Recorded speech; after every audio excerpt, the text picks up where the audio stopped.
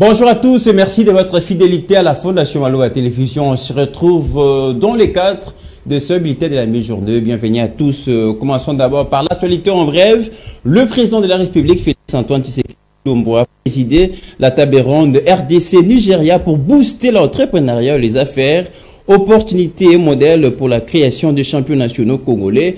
Tel est le thème développé pour ce forum qui a pour parrain l'ancien président nigérien, je cite, Abasadja. Nous y reviendrons dans nos prochaines éditions. Autre chose dans l'actualité en bref, chiffré à 14,6 millions de dollars américains de loi des finances. Exercice 2023 a été déclaré recevable à l'unanimité. Après la réponse aux préoccupations soulevées par les représentants du peuple, le projet de loi des finances a été envoyé à la commission ECOFIN de l'Assemblée nationale qui a 15 jours pour finaliser les travaux. On note en même temps une augmentation de 32,6% par rapport au précédent. Les précisions, c'est à suivre à la grande édition du journal. Prenez rendez-vous. Autre chose, la situation préoccupante dans l'Est de la République démocratique du Congo sera au centre d'une réunion de chefs des armées de pays membres des États d'Afrique de l'Est. En prélude de cette réunion, le chef d'État burundais a eu un entretien téléphonique avec ses homologues de pays membres dans le but évidemment d'harmoniser le point sur les voies et moyens de gérer la crise sécuritaire en République démocratique du Congo. À suivre, comme je le disais tantôt, à notre grande édition du journal à 19h. Parlons de la Commission électorale nationale indépendante qui s'active à respecter tous les aspects du processus électoral. Le questeur adjoint de cette institution a réceptionné un lot important de cartes de lecteurs destinées à la formation du personnel opérationnel commis à la révision du fichier électoral. Reportage. Présente à l'aéroport international de Ndjili, le questeur adjoint de la Commission électorale nationale indépendante, Mme Sylvie Berimbano, a réceptionné un lot important des cartes d'électeurs, près de 1688 000 pièces, accompagnées de films et de plastifications. Ces cartes seront utilisées durant la formation du personnel opérationnel commis à l'opération d'identification et d'enrôlement des électeurs. Conformément à la feuille de route publiée par la CENI en date du 3 février 2022, où la centrale électorale avait annoncé les préparatifs de l'opération de révision du fichier électoral. La CENI a entamé une des phases décisives du processus électoral.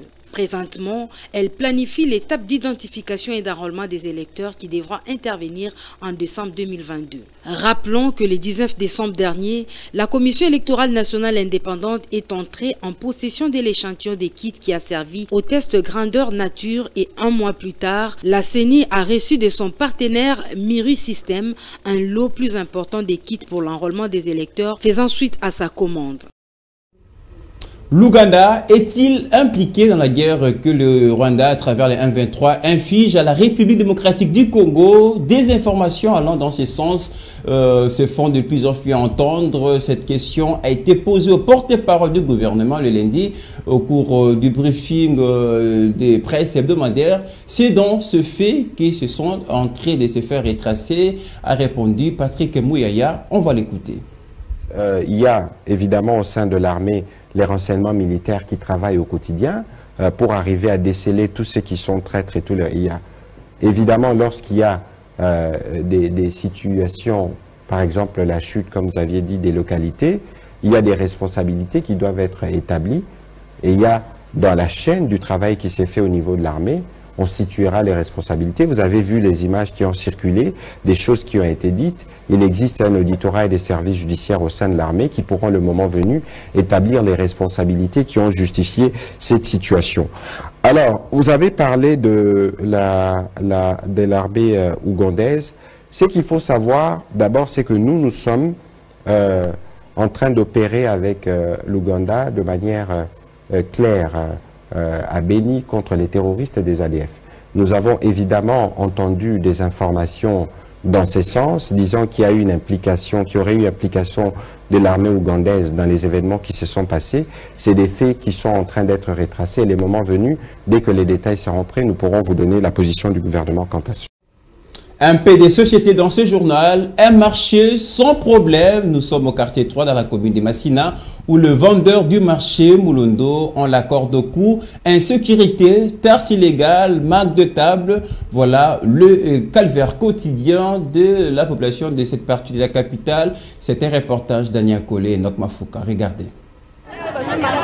C'est de cette manière que la vente s'effectue dans le marché Moulondo. Des marchandises étalées à même le sol, de risques sanitaires sont à craindre, mais il n'y a pas de choix. Un autre calvaire vécu par les vendeurs de ces marchés, c'est le problème des transports. La suspension du trafic du train leur fait payer cash. Le chemin de fer, c'est à la charge de l'ONATRA. Mais depuis la suspension du trafic du train, la route est foutue. Et vu cette situation, lors de la pluie, la route est inondée. Pas moyen de vendre pour ces femmes qui viennent se chercher. Nous avons un problème de route. Le train n'est plus opérationnel depuis 2018 jusqu'à nos jours. On ne le voit plus alors que c'est un autre moyen facile de transport. Aujourd'hui, on ne le voit plus. Ça nous fait mal.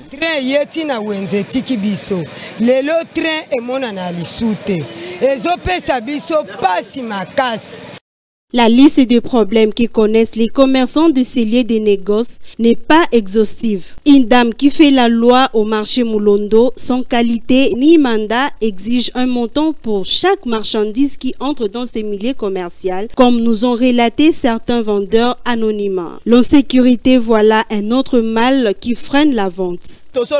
Nous ne vendons presque pas dans ce marché. Les délinquants, ça et là, pas d'ordre de coup de feu, intempestif, on ne vend pas. À l'allure où vont les choses, les vendeurs risqueront de plier bagages et déserter le marché. Allez, les sports à présent.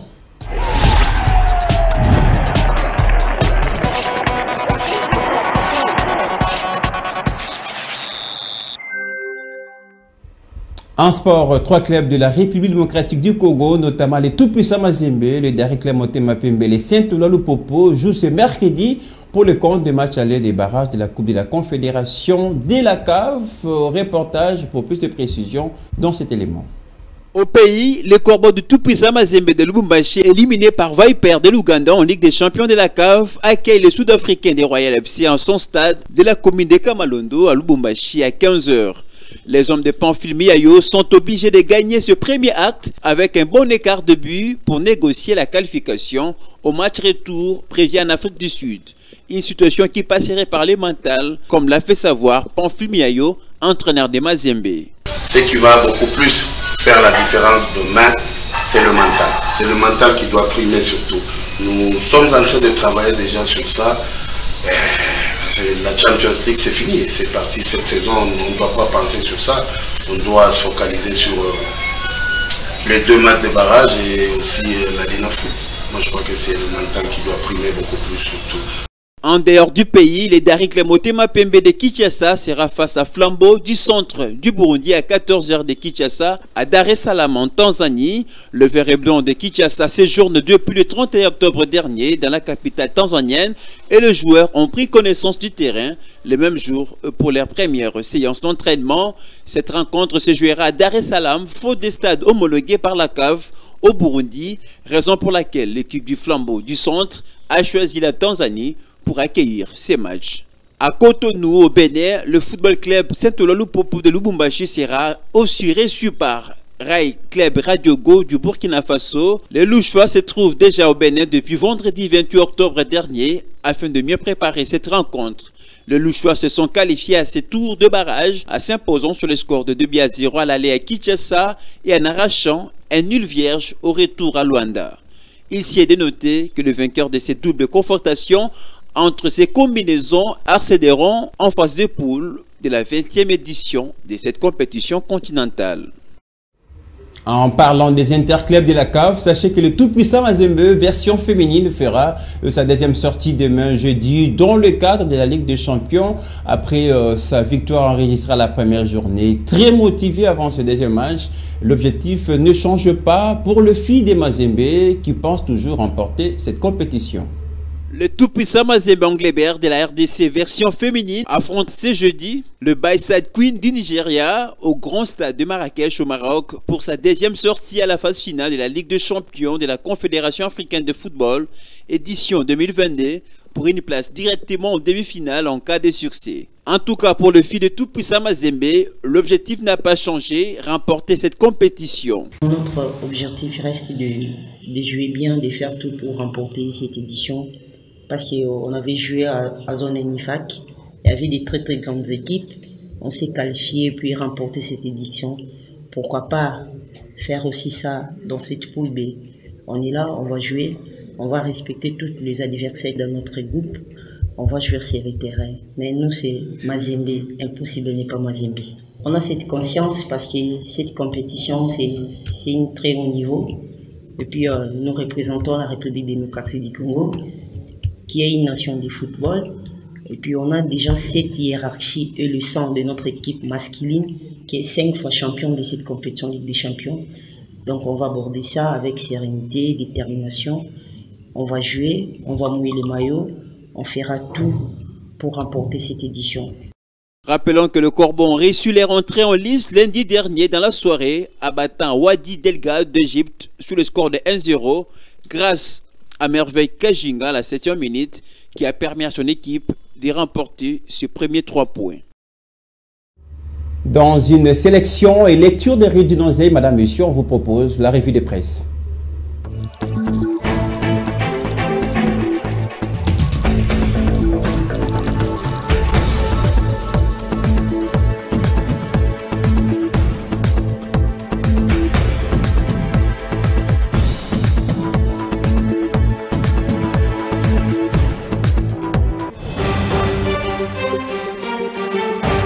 Bienvenue dans cette revue de presse.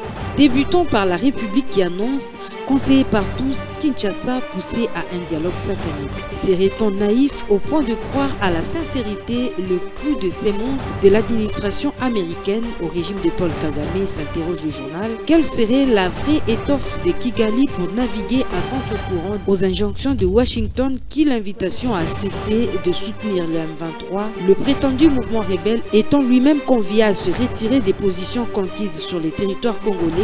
Pourtant, comme le soulignent les confrères, l'offensive déclenchée le 29 octobre dernier a valeur de réplique aux propos des États-Unis d'Amérique.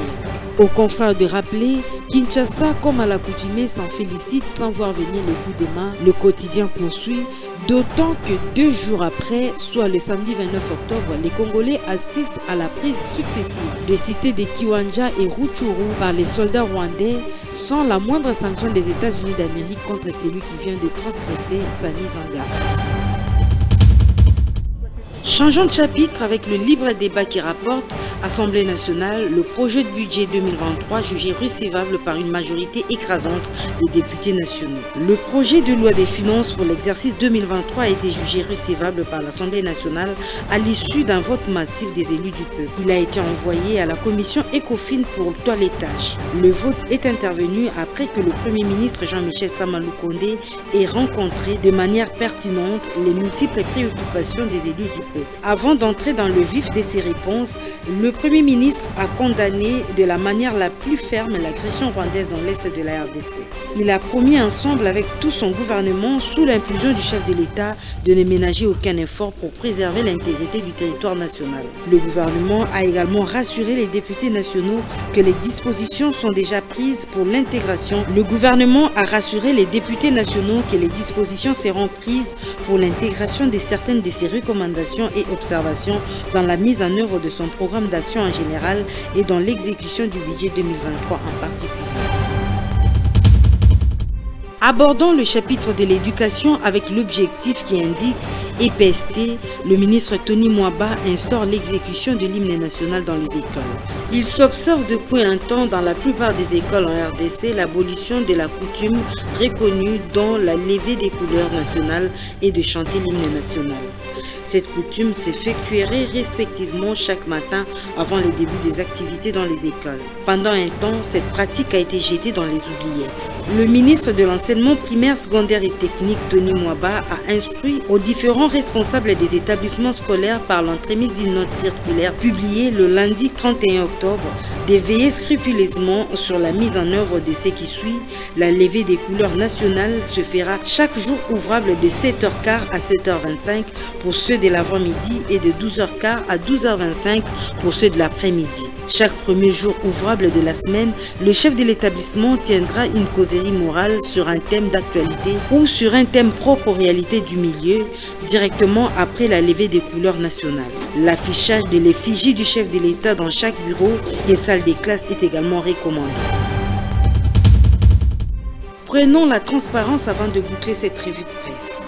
Kinshasa, le gouvernement Ngobila annonce la campagne de recouvrement des loyers échus et de conversion des titres. La ministre provinciale des Affaires foncières, Urbanisme et Habitat a informé les conseils des ministres sur l'organisation prochaine de la campagne de recouvrement des loyers échus et de conversion des titres. Selon la loi numéro 73/0021 du 20 juillet 1973, cette loi foncière impose à tout détenteur d'un contrat de location sur un terrain concédé à s'acquitter d'un loyer en contrepartie de la jouissance de celle-ci. Le loyer échu est un acte générateur des recettes attribuées aux provinces par l'ordonnance loi numéro 18/004 du 13 mars 2018 fixant la nomenclature des impôts, droits, taxes et redevances de la province. Par ailleurs, la ministre provinciale des Affaires foncières, Urbanisme et Habitat a précisé que les discussions sont très avancées avec les partenaires qui pourraient, à l'aide d'une technologie de pointe, faciliter le processus de repérage et d'identification des terrains. Ainsi s'achève cette revue de presse. Merci de l'avoir suivie.